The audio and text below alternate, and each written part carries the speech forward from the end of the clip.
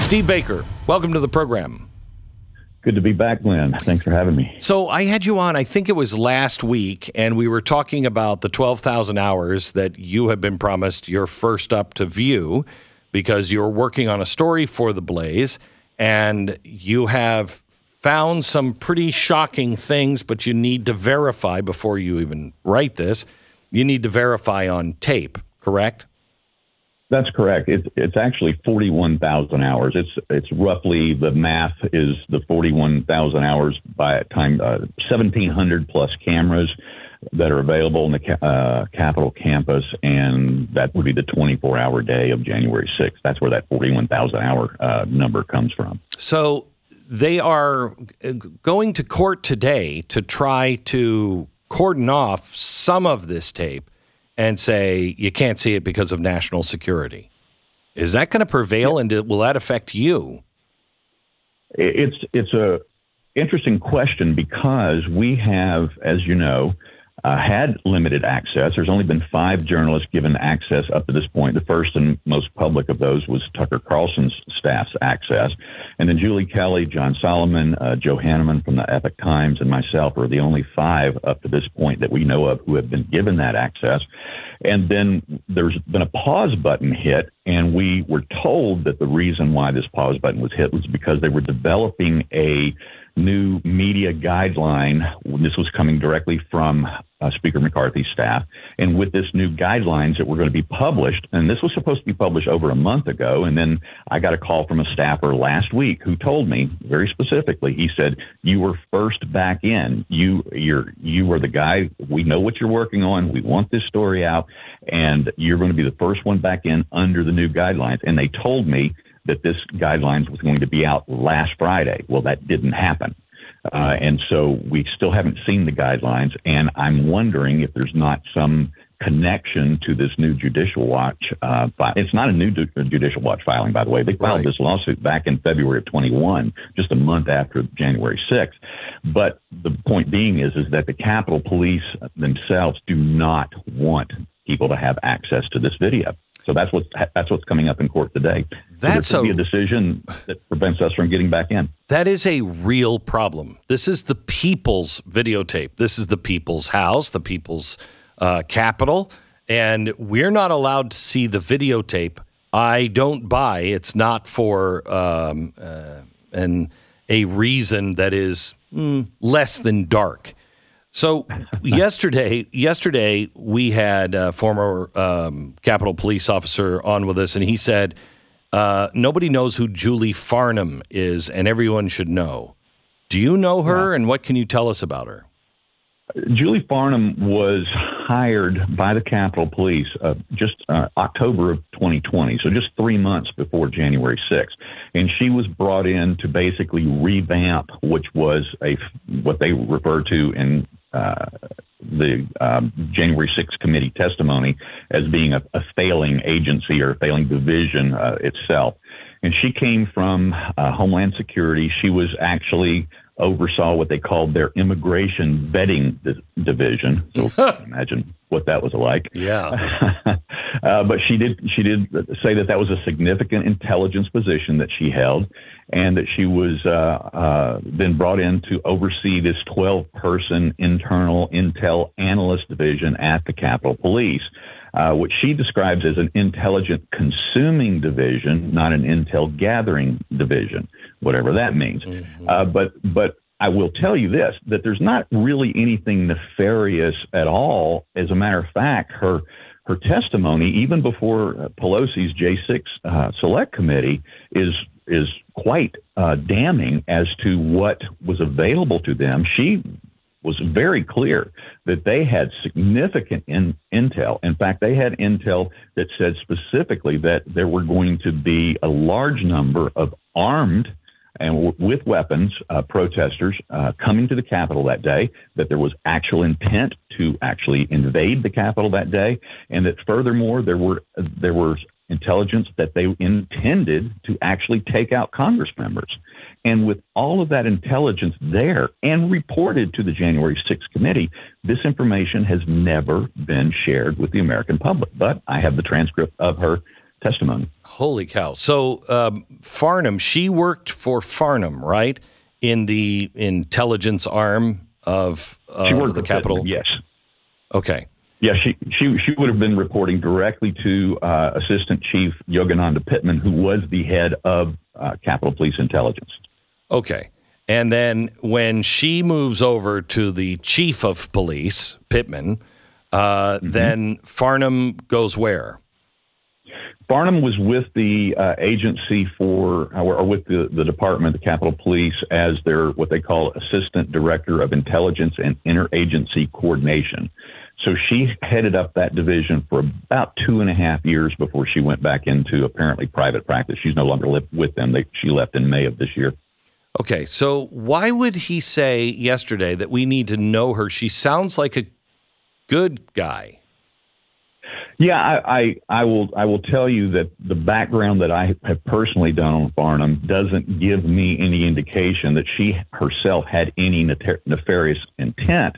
But I will tell you that, again, going back to her testimony before the Select Committee, that there are more clues about what Lieutenant Johnson said, in that she absolutely called an intelligence meeting with the upper echelon of Capitol Police leadership, and this was on January 4th, in which she specifically says that both Chief Gallagher and Chief Pittman were present, and she even says to the committee, "It is my understanding that Chief Sund was not invited," quote unquote. So who would have the power, or what would the motivation be for Pittman not to pass all of this intel along? Well, what would be the motivation? I mean, we have to, with any type of government operation, we have to start with incompetence. You always start there. And when we're talking about the actual police department administrated by the largest, most incompetent government in the world, it's a fair place to start before you get into malfeasance or malevolence or anything of that sort. But the fact that they knew, and this is very, very important for the American people to know, is not only did they have the intelligence, and it wasn't just from their own internal analysts. This intelligence of a significant event that was coming their way was testified to by many other sources. We know that the FBI was sharing intelligence with them. They were receiving intelligence all the way from the New York Police Department that there was significant nefarious operators that were going to be descending on D.C. that day. And then, of course, we also have heard, as we heard in the Tucker Carlson Stephen Sund interview last week, that we had both the Chairman of the Joint Chiefs of Staff, Milley, as well as the Secretary of Defense, Chris Miller, wanted to shut D.C. down.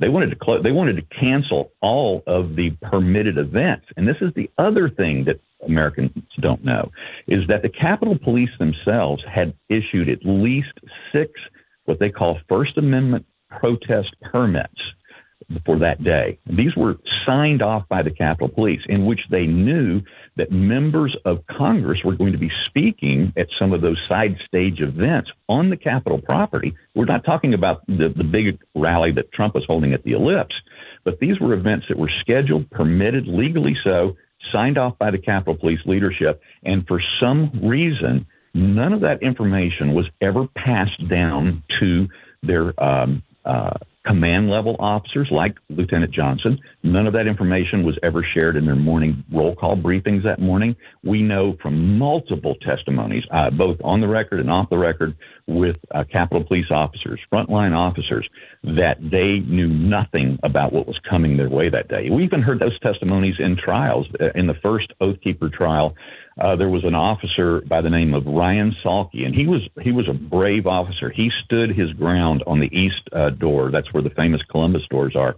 He was getting beaten, manhandled. He was getting just drenched in all manner of pepper spray and OC spray, and he never left his post until that door was finally breached. And in that trial, he was asked under cross-examination if he knew about the permitted events on the Capitol grounds that day. And he said, no. He said, the only thing I know, and I quote from my own notes because I was there at that trial, he said, I only knew something was happening at the White House.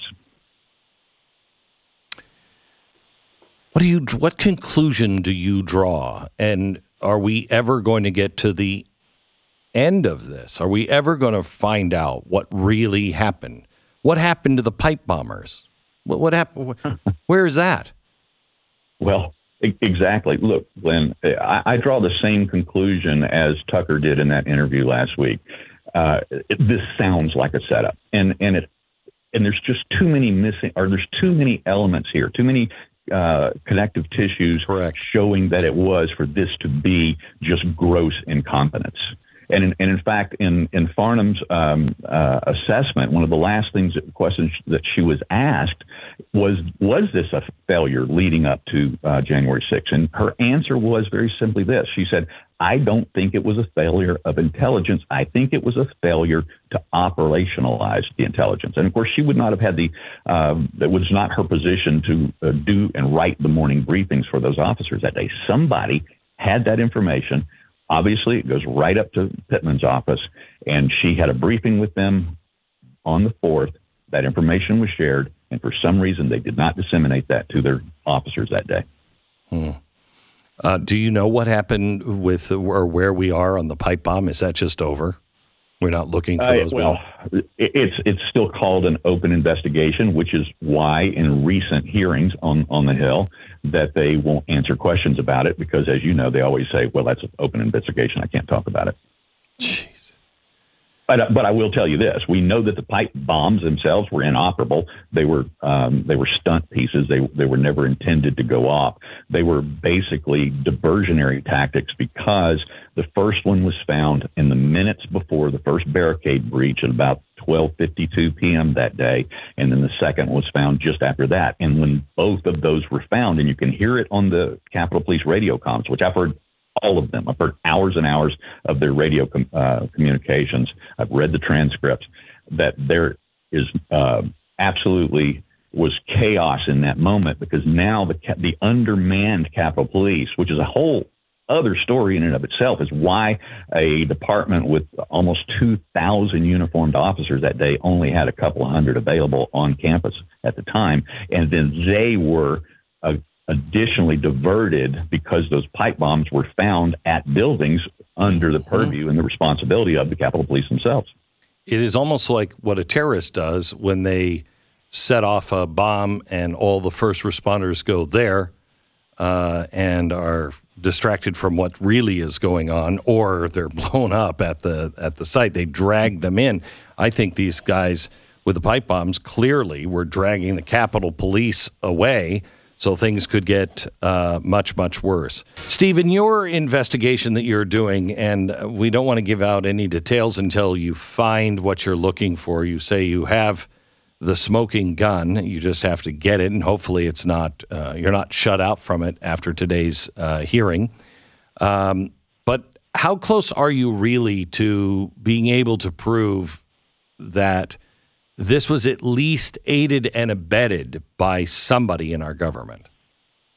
I can tell you that there were specific circumstances that have been produced in trials and given to the American people through the media sources, the mainstream media mostly, that stories that have been told in those trials are not what the truth is shown through these videos. We have clear-cut examples that I have found of, and there's just no other way to say it. I have found, as I think I said to you last week, the kill shot on actual manufacturing of evidence that did not exist by the truth of the video reveal, as well as the suppression of exculpatory evidence in some of these trials that is nothing more than a conspiracy by both the Department of Justice and FBI to create evidence out of whole cloth to convict individuals as well as to suppress evidence. Usually when that happens, everybody is released because if they're suppressing evidence or doing anything else, you can't trust any of the court cases at all. Do you think you'll see these people go free? I think that once we once we reveal this information, and Glenn, to be honest with you, if they block us from getting the access to the videos, I've already seen it. I've read at least a dozen other people into this, as well as other eyeballs have seen the information that I have found. In fact, we called after the first day of what we stumbled upon. I immediately got on the phone, called Mike Howell from the Oversight Project at the Heritage Foundation, and had him come over, and I showed him what we found, because I needed somebody else's eyeballs on this. That it was that big and it was that important. So even if they withhold the access to, in other words, they don't give me the video clips on a hard drive and allow us to show this to the American people, I already have the camera numbers, I have the timelines, and we will reveal the cover-up if we have to go that far. Wow. Thank you for everything that you're doing, Steve. I appreciate it. I think Americans are just tired of all of this and just want justice, one way or another. You know, if bad guys are on our side, put them in jail. If bad guys are on the other side, put them in jail. I'm so tired of this game that they're playing, and our children and our children's lives and opportunities, all at stake. All at stake. For what? So they can have more power and more money? It's grotesque. Steve, thank you. Thank you, Glenn. Appreciate it. You know, I had our daily meeting with the producers today, and Michaela said, man, today I read all of the news in the show prep, and it just hit me so hard. I'm really having a hard time. I had to stop and pray. And I'm like, really? Because I thought today was kind of a slow news day. It was kind of the typical. It's weird how some days, it hit us differently. We are in the battle of our lives for the battle of the Republic. And I personally think there is so much good news. The logjam. We are so close to be able to unravel this whole thing. And Americans are waking up. Stay calm, cool, and collected.